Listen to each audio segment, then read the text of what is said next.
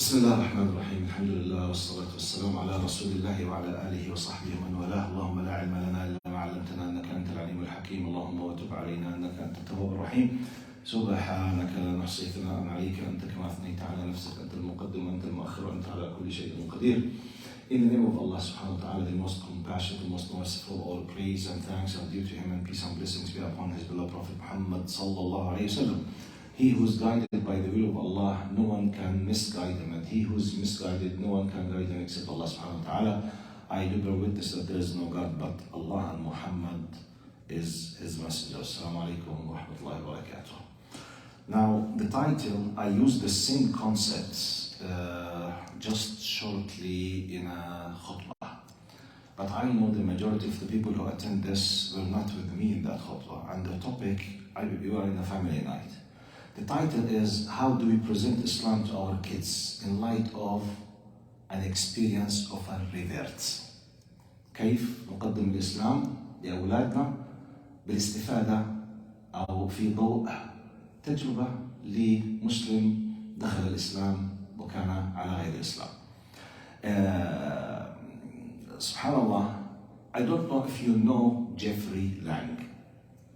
Jeffrey Lang, I urge you to listen to him or to read to him. Jeffrey Lang is a professor in mathematics. When we say mathematics, you know, math is the mother of sciences. Generally speaking, someone who is a mathematician, his mind is well organized, should be organized, should be. If not, there's a big question mark.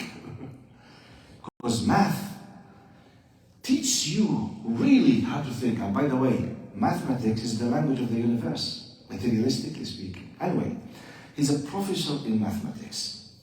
I forget, he was in San Francisco or Chicago, either or. He has a very beautiful story. You can go and read it, I could listen to him. But at a certain point, one of Arab students, Muslims, first students, present the Quran to him. So he read the Quran, he decided to think about Islam. He became a Muslim and he had an amazing, beautiful experience. He wrote, to the best of my knowledge, at least 5 books. One of them is Even Angels Ask. And he has a beautiful understanding for the discussion that happened between Allah subhanahu wa ta'ala and the malaika, the angels, before the creation of Adam. وَإِذْ قَالَ رَبُّكَ الْمَلَائِكَةِ إِنِّي جَاعِلٌ فِي الْأَرْضِ خَلِيفَةً. This blowed his mind. He was thinking about the discussion, because they don't have it in the Bible. They don't have it in the Old Testament and the New Testament. Nothing of this. Alhamdulillah, the only preserved revelation with its purity is in the Quran. And the Quran contains a divine secrets. I will not call it magic, because it's not magic. Metaphorically, okay?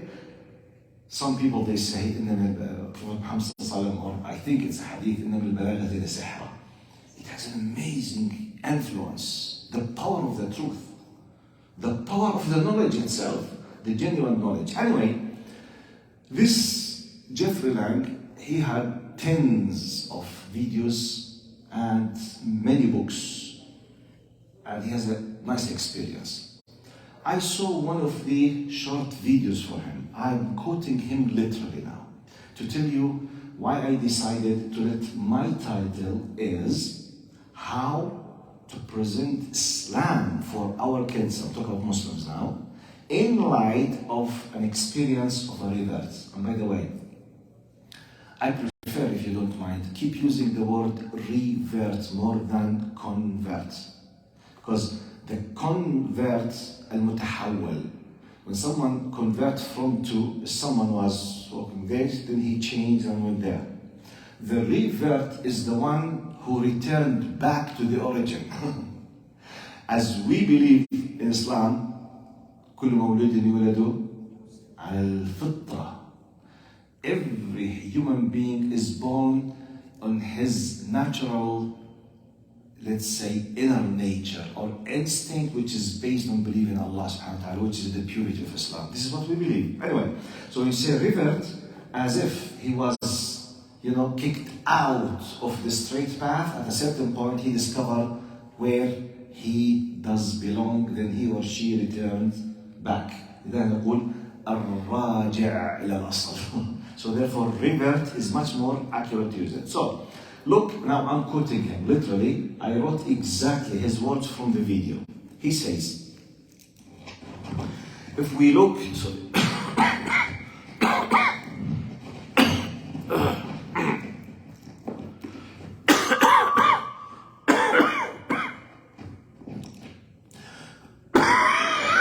Sorry, this is not part of the talk, okay? He says, if we look to the Quran, we will find that 3% of the verses are divine commands and prohibitions, while 90% of the Quran teaches ethics, the relationship between God and man, the purpose of life, morality, other truths as well, the history of the nations in the past, how to be self-critical, how to use reason and faith, and many major themes. Look at his introduction. When we look to do and don't, haram and halal, more or less just 3%. While about 90% talks about morals, relations, critical thinking, history, major topics, not just do, don't do, which is just the minority. He continues now. I'm continuing. You know what I was told when I became a convert? He says, rules, rules, rules. He continues. And now this is my point. If I had not studied this religion myself, when I entered this faith, I would have left it next day. I repeat, he's saying, if I had not studied it by myself, my own reading, I was not depending on, oh, very nice religion, okay, Allah, teach me the religion, okay, don't. Habibi, thank you very much, Jazakallah khair. No need. Assalamu alaikum. Murtad. Sometimes this is how Islam is presented. He continues, thank God I read the Quran first. End of the quotes. Now, Jeffrey Lang's experience, wallahi, gave me just an idea, but isn't that the very thing that many of us, or some of us, we do it with our kids? Generally speaking, the majority of you, we are Arabs, generally speaking. How many times our kids, during the span of their life, they listen to the word Allah and Jannah compared with Allah and An-Nar or Jahannam? How many times? Don't do it, Allah will take you to Jahannam. Don't say it, Allah will take you to the hellfire. Be careful if you do that. Don't. How many times? Just quick. كم مرة نستخدم كلمة اصحك الله بحطك بالنار، اصحك الله بحطك بالنار، اصحك الله بيحرقك، اصحك إلى آخره. How many times? Just I'm asking generally, okay? Compared with, what is the percentage that we combine Allah with happiness when we speak? Allah with mercy. I'm talking about the mind of the kids now. I'm talking about what you think or you feel or you read or you discuss with your adults. I'm talking about our relation with our kids. This is my topic. Now, if we make a percentage, when we set, how many times we talk about rules compared, how many times we talk about the love of Allah for us, the ni'am of Allah, the mercy of Allah, okay? The beautiful times that we will be having when we meet Allah. When I gave this khutbah, just shortly, I asked the people in the masjid, I said, by Allah I ask you, how many of you, it's part of your, let's say, habits at home sometimes, when you sit, you just ask your kids, what would you like to do when we go to the Jannah? Seriously, I'm asking. كم مرة واحنا جالسين في بيوتنا مبسوطين فرحانين أكلنا انبسطنا فرحنا لشيء regardless we ate, we have a nice food or something or anything. Ya Allah, حبيبي, how do you think we will be enjoying the Jannah when we go? شو؟ يا بابا يعني أنت you want to discuss death? No, حبيبي death. No, I want to discuss when we go to the Jannah. How would you like your house to be in the Jannah? What? Yes. Let's imagine. Yalla. Do you think this is something weird or strange or something? It should be part of our daily life. Wallahi. How do you think your kids will be connected with the Akhirah? Which is the most important thing in our Aqidah after believing in Allah, by the way. Look to the Quran. الذين يؤمنون بالله واليوم الآخر. بالله واليوم الآخر. Those who believe tens of times. In many times, Allah does not mention all pillars of faith always all together.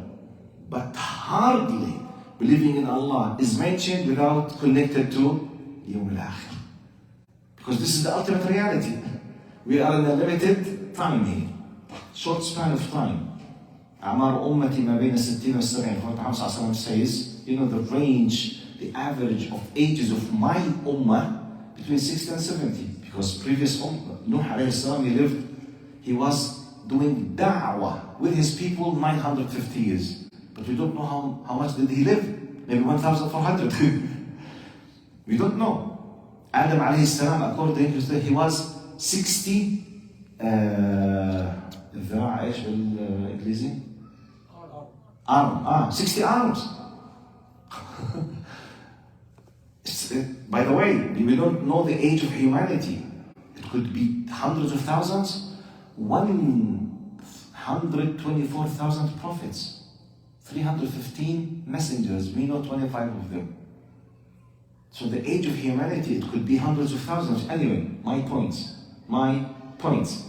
So to what degree we do speak about these things and we discuss these things in light of this.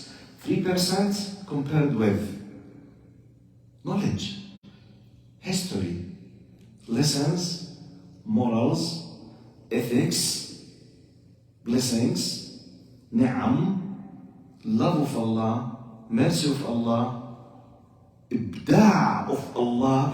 How many times we discuss these things? I'm talking about the percentage.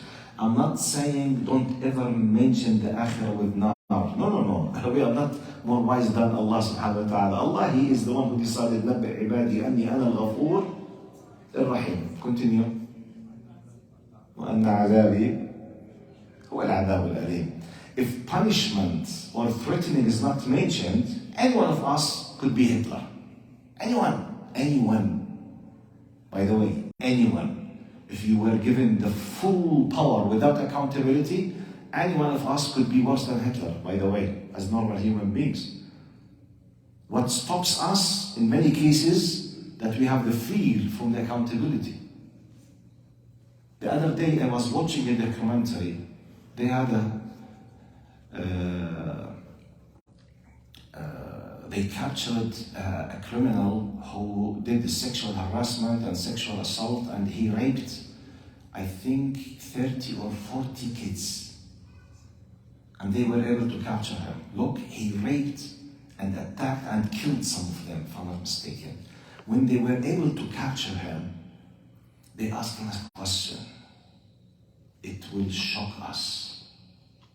But as Muslims, it will not. They asked him a question. When you kidnapped and raped and killed about 40 kids, what was the criteria that you used to use when you decide to attack a kid? Because he's a criminal. Now, he wants to kidnap, to rape, to kill. So he decides to pick someone. On what the criteria? He admitted. Do you know what was the most important criteria for him? Most important, number one. He has other criteria. Okay? Number one. What do you think number one was? An absent father. Huh? Jazakallah khair. Yes. No father.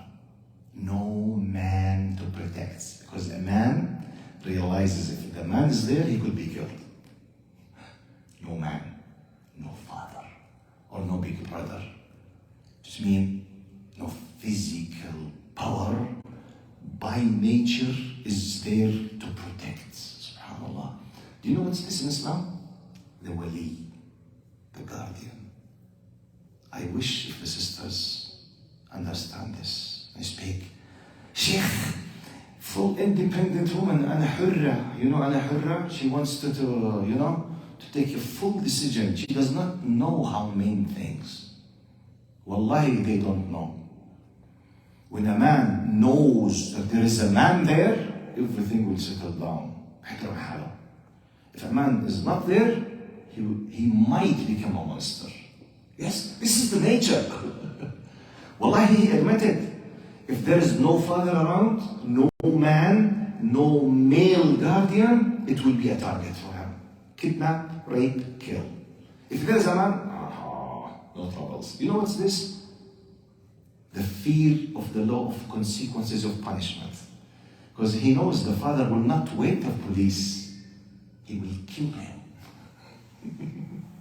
He will not say, if a father by nature captured someone raping his son, if he's a normal person, most likely he will do something horrible. He knows that because he himself is a male, a sick male, a criminal male, but he realizes the nature. I'm talking about, being fearful of the punishment. My point, I'm not against mentioning this because we need it. I'm talking about the percentage. I'm talking about the priority, especially in the first 7 years. First 7 years, aslan, up when they reach to puberty, they are not mukallafeen, they are not accountable.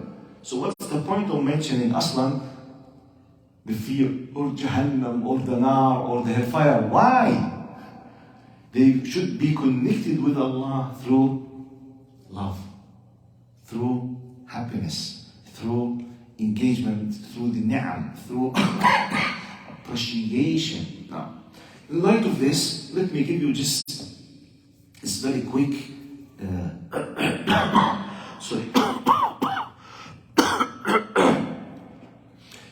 something just to confirm the importance, how we need to review our way in dealing with our kids in general. We are living in a very difficult time, and the attack against the fitra, attack the feelings, attack the desires that are there. For example, one of the examples sometimes that I feel sad for, how many times we attended a condolence, aza. People, they speak about Jannah compared with the people speak about Adab al-Qabr. I'm talking about how we think generally. You know the answer. I remember once, and I said it in Khutbah al-Jum'ah, I remember once I was giving, I'm an associate professor in Jordan University, I used to be, in the Faculty of Sharia, in the Department of Usul al-Din, and basically I teach the courses that are related to the faith and Aqidah and Adyan and religion. So part of the curriculum that I teach, we speak about faith things. So in one of the discussions, one of my students, female student, she said, Doctor, a few days ago I attended a condolence for a woman. She was waiting to have her first kid 12 years. No kids. Waiting 12 years. You know how difficult it is.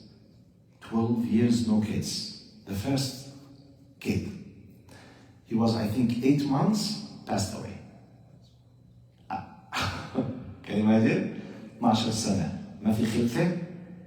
طفل الأول 8 أشهر قبضه الله. It's a big test. Especially in the Arabic culture. In the Arabic culture, it is a big test. Because it's not just something private. Because even the extended family, all of them, they are waiting for the kids, and they are blaming, attacking, accusing, all the time. This kind of pressure, some Arabic culture, unfortunately, they favor males against females, and they are threatening if you bring, as if she's responsible. Biologically, scientifically, the man is the one who's responsible. Yet, some backward Arabic cultures, they threaten the pregnant, if you give birth for a female, you will be divorced. Can you imagine what kind of status she will be while delivering, for example? So imagine how difficult it was for her. 8 months. The wa'ira, the preacher, in the aza, she was talking about adab al-qabr. She was talking about the punishment in the grave. Can you imagine this? I mean, by the way, it's something has to do with the built-in the mentality. That's why I'm talking about the topic. I mean, we need Prophet Muhammad ﷺ, our role model, our teacher, our muallim. He said, "Bashiru wa la tunaffiru." Always start with good news, glad tidings. Always. وَلَا تُنَفِّرُوا. Don't be a reason for the people just to be distant from this religion. بَشِّرُوا. When he sent Mu'adh radiallahu anhu to Al-Yemen as an ambassador, as a representative of Muhammad sallallahu alaihi wasallam, to people the world, قال بَشِّرَا وَلَا تُنَفِّرَا وَيَسِّرَا وَلَا تُعَسِّرَا. Make it easy. Do your best to present the thing in an easy way. Don't make it difficult. Let the people taste really the easiness of this religion. It's not complicated, it's not difficult. And in light, as I tell you, I'm still talking in light of this revert. He said, when I first revert, rules, don't, no, wait. Therefore, for example, do you think it's wise if a mother, when her daughter reached to the age that she has to wear the hijab, for example, which is compulsory. We know that, alhamdulillah. All the time, be careful. You know, your hair is comfortable hair. Be careful. Wear the ma'asam, which is good. Be careful. Tie which okay. But how many times you speak with her about the Jannah, or respecting Allah, or the reward of the fact that she prays, or whether she prays or not, compared with how many times we discuss how many hairs are out of her hijab or not. I'm not saying this should not be discussed. I'm speaking about the percentage. I mean the priority. How do we categorize the importance, for example, for what I'm doing or I'm not doing in this context? I remember once, I know in person one of my direct student, one of the students in my university. Unfortunately, she left Islam and she became a Christian missionary. Not just Christian missionary. Can you imagine? Not just left Islam, she became what? Christian missionary. Right. So the parents asked for my help. It's a long story, but what I quote from the story for you. When I was digging to discover the roots of the problem, the parents admitted to me directly that this girl lived all of her childhood, parents all the time fighting. All the time, on daily basis. Screaming, shouting, physically fighting. And they admitted to me that she lived most of her early childhood years crying at night because all the time we are fighting. Which means no tranquility, no peace, no love, no compassionate, no mercy at all at home. But what happened? A professional missionary at the university picked this, I don't know how, they were studying together. You know, many people, they are so clever that they can discover easily your problems in a few minutes when talking with you. It's not something complicated, by the way. Easily, when you speak with someone, when he's standing, his eyes, you know, how he's shaking, looking, whether he has inferiority complex, whether he's confident, whether he's... you can't tell. It's not something complicated. And some people, they are professional in this. He is a well-trained, professional, hunter, as a missionary. He discovered this in her, so he went through this, which is emotions, need for sympathy, empathy, and love. Through this, she committed apostasy, ridda, and she became a professional missionary. But what is the root? How their two parents were dealing with her at home. The root. I know, let me tell you this other thing. I mean, my core point, the main big idea, the umbrella, we need to review the basis, the priorities, how do we deal with our kids. Another piece of information, it could be helpful for you. Part of my subspecialty that I have big interest in it, it's atheism, الحاد. So I read about this, I teach about this, I give courses about this. Main reasons of atheism, and big doubts in atheism, they exist. How do we prove the existence of Allah? How we answer the kids about what we call the problem of evil. Why there is evil in this universe? If God does exist, how come there is evil? Why some children, they have cancer? Why do we have volcanoes?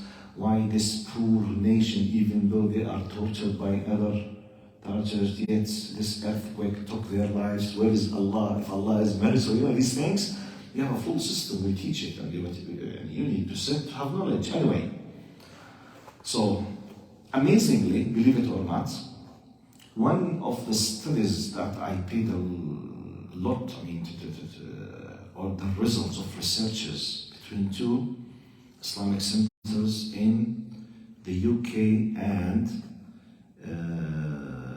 the United States, plus literature, plus books that covered the most possible well-known reasons that lead to atheism. So they studied books, literature, and cases in UK and United States for Muslims and non-Muslims.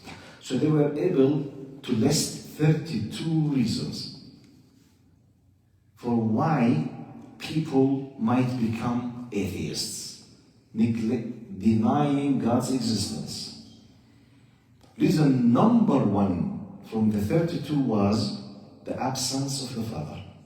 Number one. Do you know this? Number one. Number two, the spoiled kid. الطفل المدلل. Number two. Out of 32. Number two, the spoiled kid. It's not the desires, it's not the books, it's not the media, it's not a spoiled child. Who's responsible for the spoiled child? Who's responsible? Parents. يعني, if we want to say it in a simple words, parents are responsible for the second most important reason why their kids became atheists. And when we come to the Arabic culture, we are professional in spoiling our small kids, because always always we allow them to cry, to play, to swear, to everything. Class is nice kid, and we laugh. And sometimes you or my kid, he might be saying bad words. He picked them up from someone in the streets, very bad words, but we laugh. True or false? He might say يلعن كذا كذا كذا أبوك أمك كذا حبيبي يلا تعال خلو يلا احكي حبيبي. What's this? طيب, whatever. He cries, تفضل. لعبة, toy, money, whatever.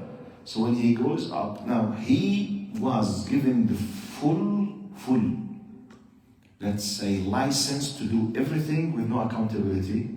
Everything will be achieved whenever he cries or she cries, without accountability. خلاص, you are not responsible, and everything you wish will be achieved. طيب, he grew up. Is this the reality of life? Life will not give him whatever he wishes. when he starts facing the reality after his father and the mother, because he will live as a mudallal or a spoiled maybe 10 years, maybe 12, maybe 13, okay? Started going to the school. He will be bullied. Then he will fail in the exam.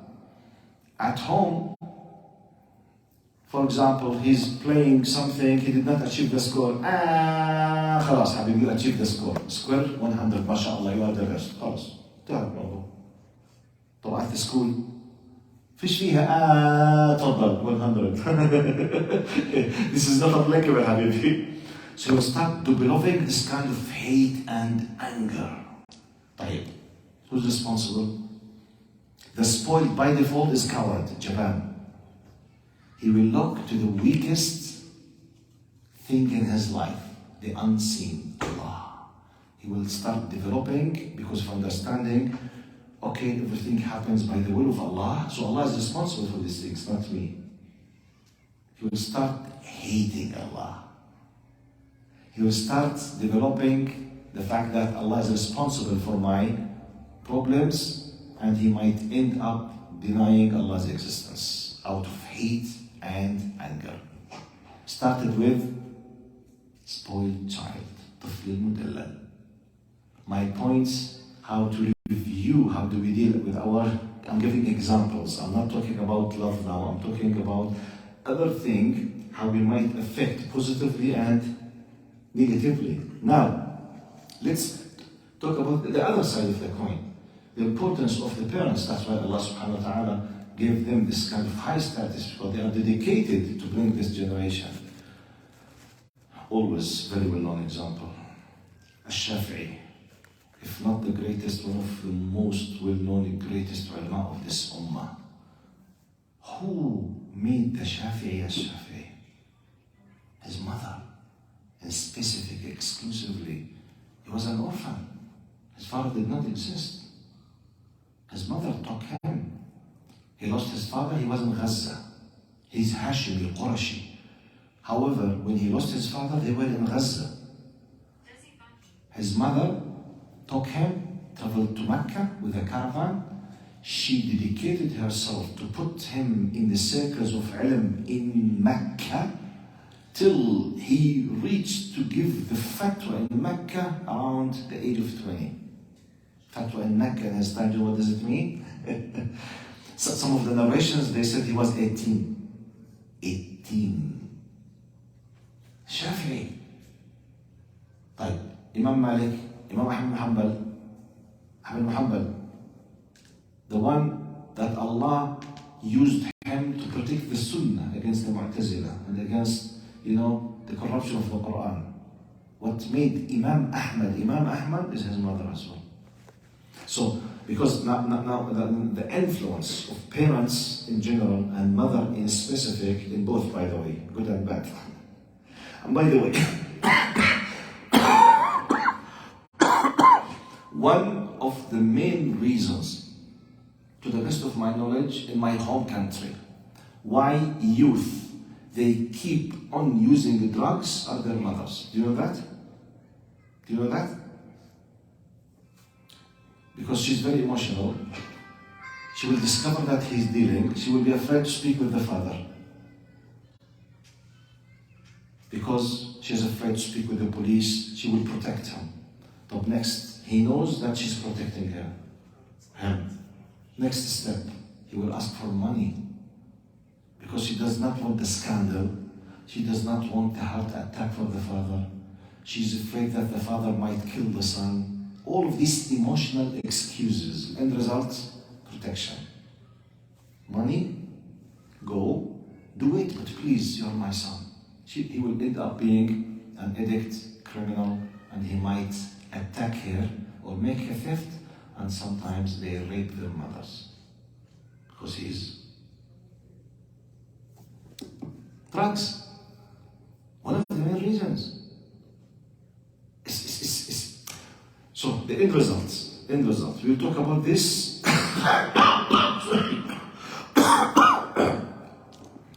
Now, let me just give you some kind of quick psychological threat about the importance of what I'm saying. if we do not this for our kids, if we do not relate our kids with Allah, with the Jannah, with the role models, with happiness, they have this need. Someone else will fill the gap. When I was preparing, I remember the example. I said, subhanallah, look now,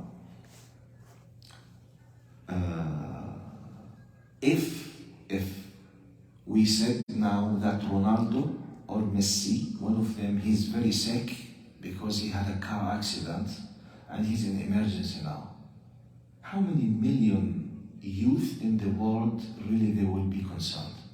Millions. Give me a number. Huh? Billion. You know? Billion. He's expecting billion concerned. Some of them, I believe they might not eat. They can't sleep. Messi, in the emergency, with a possibility he might lose his life, they will cry. True or false? Subhanallah. Ronaldo. I remember when I was mentioning, because I see, if we do not fill this with Jannah, with Aisha, with Umar al-Khattab, with Prophet Muhammad, with Allah subhanahu wa ta'ala, it will be filled with something else, with Messi and Ronaldo for youth. I'm not expert in the latest singers and actors now, but I speak about at least 20, 30 years ago when I used just to follow what happens. Madonna, do you remember Madonna? At least those who are close to my age. Madonna, she was an icon for billions of people. In my youth, if someone is close from my age, Elvis Presley with Beatles. Who remembers? Do you know? Elvis Presley and the Beatles. Dennis Ross, Cat Stevens. Just to tell you, I remember by my own eyes, I'm 56 now, I was born in 1967. I remember seeing on the TV British girls, they used to throw themselves in front of the mini car of the Beatles to stop them in the street. They are ready to be crashed with the car, to stop them just to take a photo or to touch one of them, or to have their signature on their naked body. They were ready to be killed. Wallahi. I know about some singing parties in some Arab countries about 25 years ago by Raghib Alama. Do you know Raghib Alama? Okay? Arab Muslims, sisters, married and singles, they came to the theater, wallahi, and I excuse you for that. They uncovered their thighs and breasts to ask him to put his signature in front of the people. Wallahi. You know, we need to ask, let's go a little bit back. I did not witness that, but I was aware when I was a kid. Let's go to Dunya. You know Dunya? Huh? Masr Dunya. When Abdul Halim Hafez passed away, العندليب الأسمر, about 12 girls, they committed suicide. They killed themselves. I remember that. When I think, okay, I love a singer. He passed away, I killed myself. Just why? Out of love. To talk about love, they love him. To a degree, they were ready to commit suicide. You are talking about Arab Muslim girls. You are not talking about atheist, communist people in China. No, they believe in Allah, they know the Jannah, they know, but they are empty from inside. I'm just giving simple examples. Compare this with Mu'adh and Mu'awwadh. Who knows what I mean by Mu'adh and Mu'awwadh? Mu'adh and Mu'awwadh. Who can pick who are they? Mu'adh and Mu'awwadh. Brother, you know? he came from outside. Okay, come, tell me, who's Mu'adh al-Mu'awwad? But I don't have, any prize or to give you a gift. Yeah, I could be wrong. Huh? I could be wrong. Yes. The two brothers who killed Abu Jahl. Jazakallah khair. You know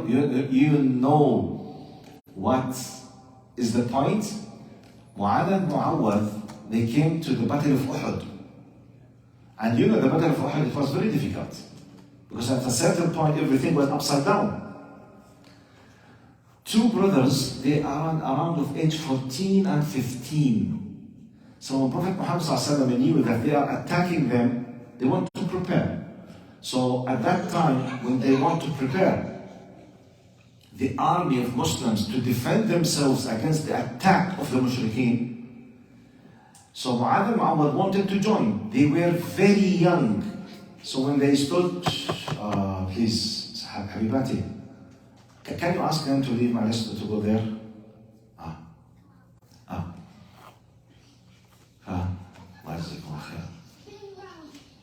For Mu'adh and Mu'awwad, they were young. So they were afraid that they will not be accepted to be soldiers in the army. So when Prophet Muhammad was checking them, they did like this. So when he came, they said, so that to be a little bit taller.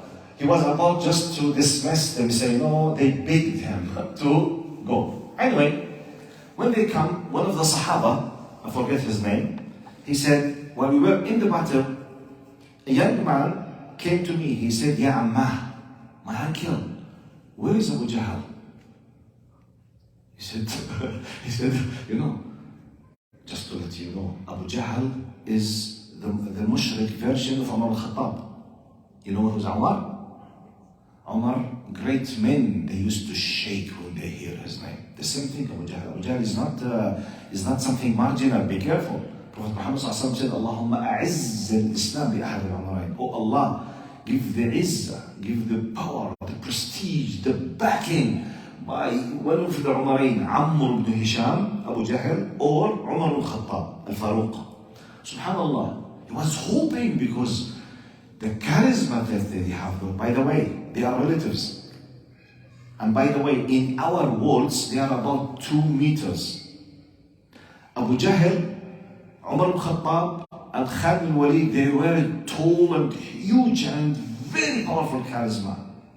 To a degree, Abu Jahl, when he captured the head of Abdullah ibn Mas'ud by his own hand, he was able to hold Abdullah ibn Mas'ud complete his body by through his ears. Can you imagine with his hand he did like this for his body? He was giant. So Mu'adh and Mu'awwad ibn Afra, this is the point. They called them Mu'adh wa Mu'awwad ibn Afra. The Mu'adh and Mu'awwad, the sons of Afra, their woman. So they are attributing them to their woman. So he asked one of the Sahaba, Ya Ammah, my uncle, where is Abu Jahl? He said, Ya ibn Akhi, or my nephew, what do you want from Abu Jahl? Abu Jahl, what do you want? He said, سمعت أنه كان يؤذي رسول الله. I heard that he used to harm Rasulullah sallallahu alaihi wasallam. Who taught him this? The first educator, the mother. قال فأشرت بيده. So I pointed, this is Rasulullah. He said, just like the arrow. He went on an attack. And he hit him, he was on the horse. He hit him in his leg, but he did not kill him. Then, just a few moments later, his brother came. He said, Ya Ammah, because Mu'adh and Mu'awwad, both of them, 15, 14. Where's Abu Jahl? What do you want with Abu Jahl? He said, I heard that he was harming Rasulullah. This is Abu Jahl. He went to him and hit him on the other side. They discovered later, when the battle is finished, that Mu'adh and Mu'awwad, they caused Abu Jahl to fall down from the horse, and he was still alive, but not able to move. He was on the ground. Abdullah Mas'ud came in the battle, and he finished him. But the two who managed to let him fall down with all of his might and power, it was Mu'adh and Mu'awwad. Do you think if they have PlayStation, they would love to stay at the PlayStation at the Medina? or to watch the TikTok or the Instagram? Wallahi. So I'm talking about the importance, by the way. This is like, the good examples and negative examples. So we can let our kids be from those. So you need to build within the hearts, inside them, role models. You yourself is number one. I told you, if parents themselves, I gave you this sister who became a missionary because of her parents. In many cases, became atheists because of their parents. Some brothers, they became drug addicts because of their mothers. And we have the other side, alhamdulillah, Ahmad ibn Muhammad, and we have Imam Malik, and we have Imam Shafi'i.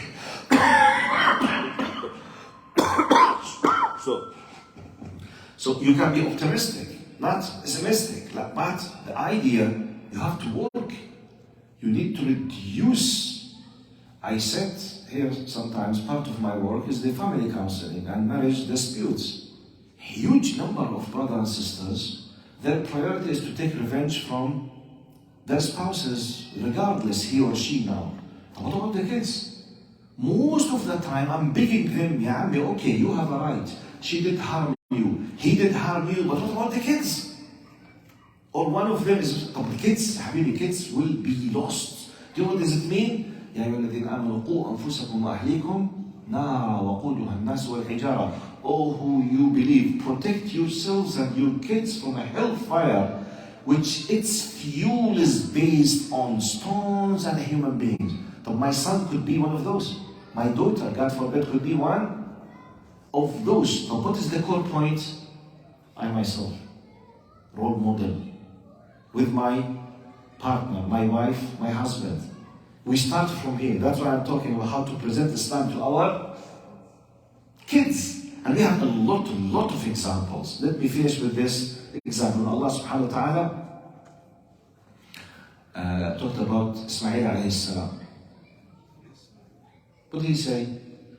كان يأمر أهله بالصلاة والزكاة. One of the praise, it's this duty. To what degree I'm connecting them with Allah's commandments? To what degree?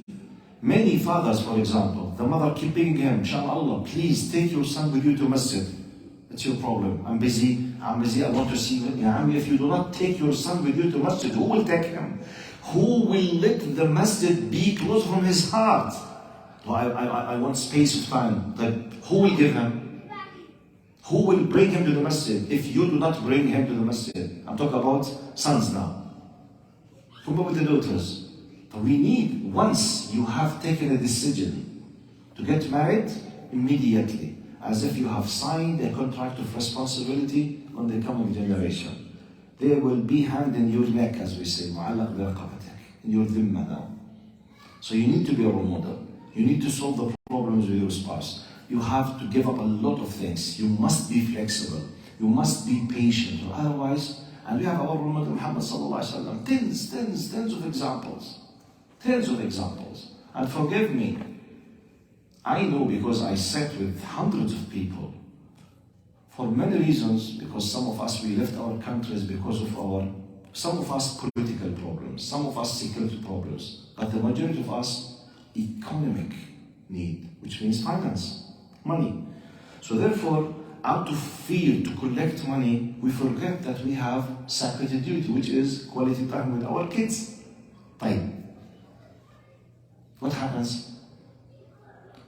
Dear father, Habibi, your kids, I'm working all the time for them. I want to bring Haya, Karima for them, a noble life. Okay, Jazakallah khair, please. But who told you you will be held accountable if you are not a multimillionaire? Inshallah, just reduce this and give some kind. Habibi, can you close the door, please? Please close, Jazakallah khair. You need to give quality time for them. Quality time, let them know, let you, by the way, if you are not a close friend, someone else will be. You must be number one in their lives. Mothers, you must be number one in the life of your daughters. You are the friend. You are the closest person to receive the secrets. If this is the criteria to test. When your daughter feels insecure, she has a problem, are you from those that your daughter come and tell you or not? If not, you have a problem in how do you deal with your kids. Okay, I'll not solve the problem now. You need to invest in yourself, to attend courses, to read, to know, to change your life, because they are your responsibility, or otherwise, billah. And let's finish with what we start. My question was, how many times you speak about the Jannah? How many times I myself speak about the Jannah? How many times I connect them practically with the Jannah, with the ni'am, practically. How many times, like this very wise mother, amazingly, I read about one of the mothers, may Allah reward her. One of them, she told me, she wrote to me on the social media, I was giving a live something, she said, my mother, rahimahullah, as I remember, the way that she used to wake us up for the Fajr, she used to wake up first, she does her wudu, then she goes to the rooms of the boys and girls. Habibti, you know, such and such, I don't want anyone to be left behind when we go to the Jannah. Yallah. This is how she wakes them up. I don't want anyone to be left behind when we go to the Jannah. Habibi, you must be with the Jannah. Compare with this. Ya walad, صليت? walad, صليت? فلانة, صليتي? حسبي الله عليكم.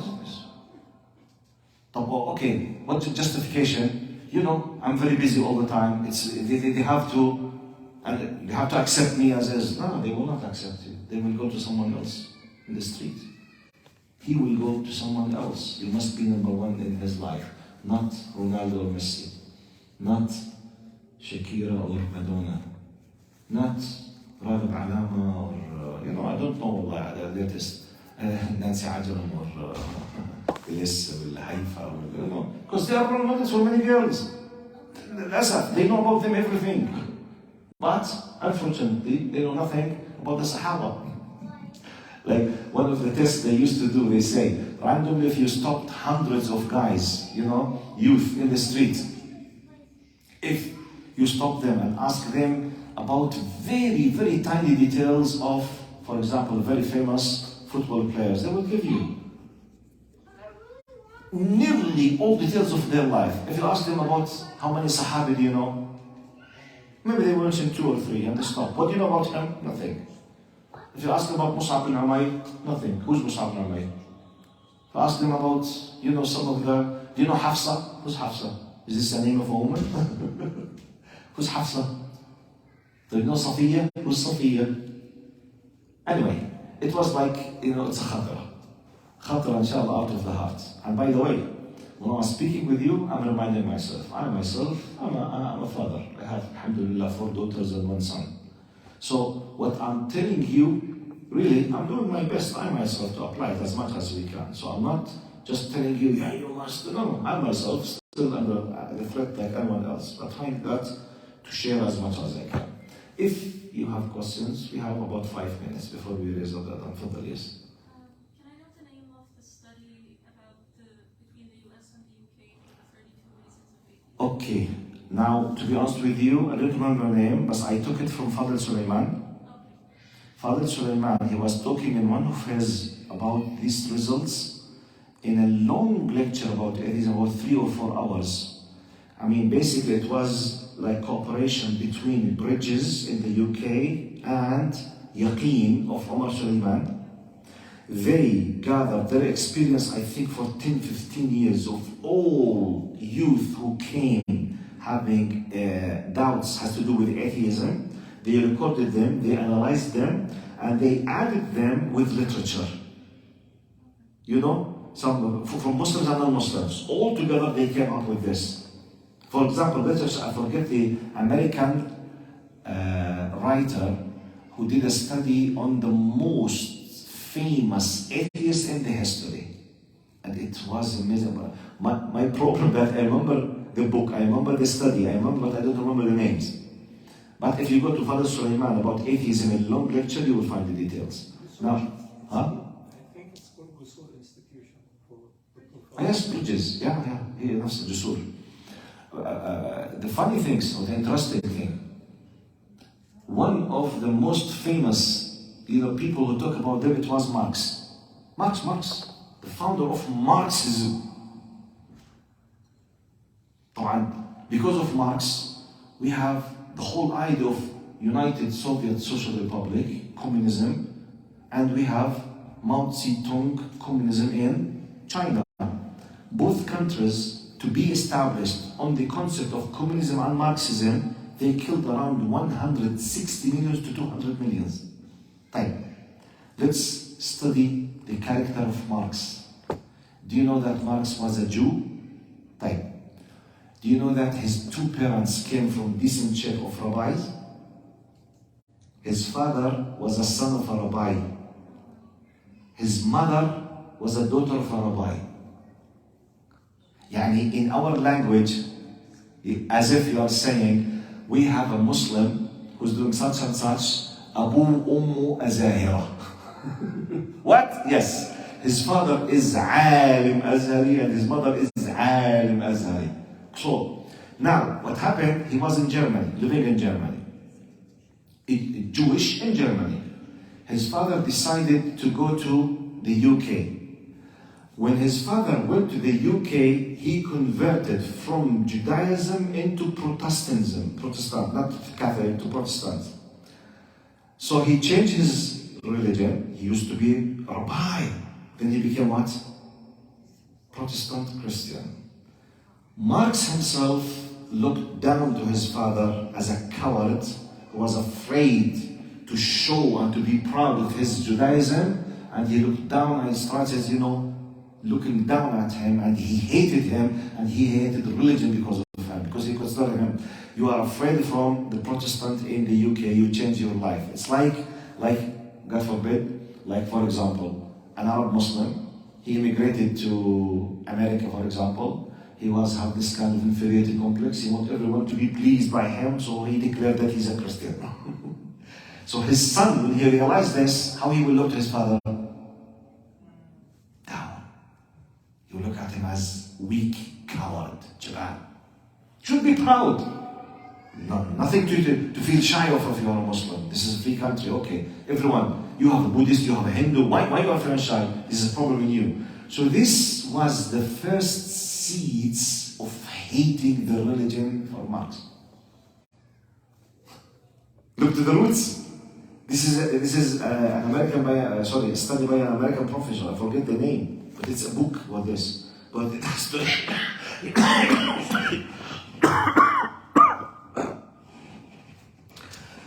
If you put keywords such as American study, American professor about the most famous atheists in the history, you will find the book. Definitely you will find it by these keywords, inshallah. Sorry.